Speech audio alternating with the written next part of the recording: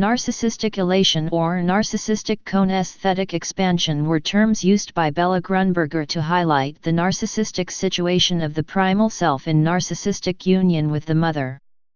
Narcissistic elation has also been used more widely to describe a variety of conditions, including states of being in love, of triumph, and of obtaining self-understanding. Grunberger's definition.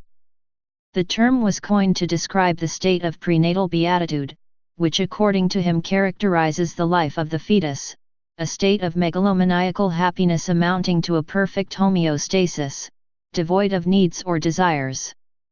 The ideal here is bliss experienced in absolute withdrawal from the object and from the outside world. Narcissistic elation is at once the memory of this unique and privileged state of elation, a sense of well-being, of completeness and omnipotence linked to that memory, and pride in having experienced this state, pride in its illusory oneness. Narcissistic elation is characteristic of an object relationship that is played out, in its negative version, as a state of splendid isolation, and, in its positive version, as a desperate quest for fusion with the other, for a mirror-image relationship. It involves a return to paradise lost and all that is attached to this idea: fusion, self-love, megalomania, omnipotence, immortality, and invulnerability. After birth, the infant continues to enjoy the proto-narcissistic existence as before, and this is reinforced by the fact that people around it, in particular the mother, meet all its needs and wishes. This state of illusion is soon compromised, however, as inevitable frustrations begin to occur. The traces of this state of elation and megalomania, based on the notions of harmony and omnipotence, nevertheless provide a source of psychic energy that will remain active throughout life. The child, and later the adult, will seek to preserve and return to this narcissistic mode of being, notably through music, passionate love, or mystical ecstasy. Perhaps, after all, what fascinated Narcissus was the sight beyond his own reflection of the amniotic water, and the deep, regressive promise of happiness that it held out.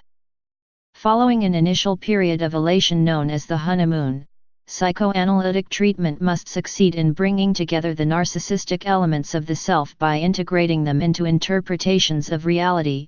Ego libido and object libido must arrive at a satisfactory compromise. Oceanic origins. Freud had used the term oceanic feeling to describe an early phase of ego feeling, the oceanic feeling, which might seek something like the restoration of limitless narcissism. Grunberger and Andre Green have subsequently traced narcissism to prenatal states of elation, making it biological and drive-driven. Building on the state of prenatal beatitude, which according to him characterizes the life of the fetus, Grunberger therefore considered that narcissistic elation is at once the memory of this unique and privileged state of elation, a sense of well-being, of completeness and omnipotence linked to that memory, and pride in having experienced this state, pride in its illusory oneness. Ego ideal. Freud also explored how in cases of mania the ego and ego ideal have fused together, in a mood of triumph and self-satisfaction. Grunberger considered such states as reaching back to the primal narcissistic elation, and as drawing on traces of this state of elation and megalomania, based on the notions of harmony and omnipotence. Building on his work, Janine Chasseguet-Smergel claims that it is indeed therefore narcissistic elation, the meeting of ego and ideal, that dissolves the superego.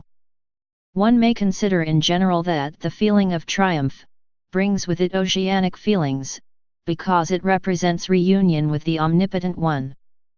Toddling.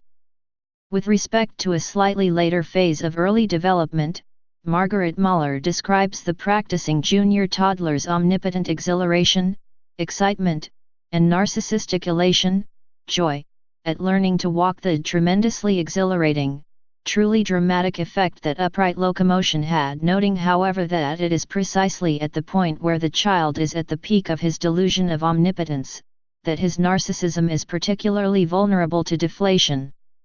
In the wake of the toddler's new achievement, From dawn to dusk he marches around in an ecstatic, drunken dance, quite in love with himself for being so clever.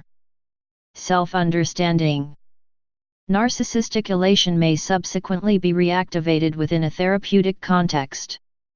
Edmund Bergler wrote of the narcissistic elation that comes from self-understanding, while Herbert Rosenfeld described what he called the re-emergence of narcissistic omnipotent object relations, in the clinical situation. Somewhat similarly, Lacan spoke of the megalomaniac ebriety which is the index of the termination of the analysis in present practice. Love. In later life, the adult may seek to return to this narcissistic mode of being, notably through music, passionate love, or mystical ecstasy. For some, the whole purpose of love, equal exchange in an atmosphere of shared narcissistic elation.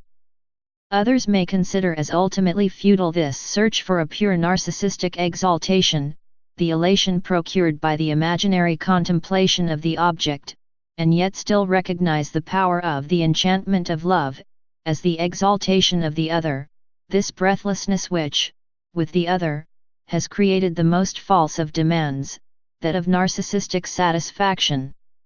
Cultural examples. In A Portrait of the Artist as a Young Man, a cold intellectual arrogance and narcissistic elation have been identified in the highly ambitious speculations attributed to Stephen, the central protagonist with respect to aesthetics. Please subscribe and thanks for watching.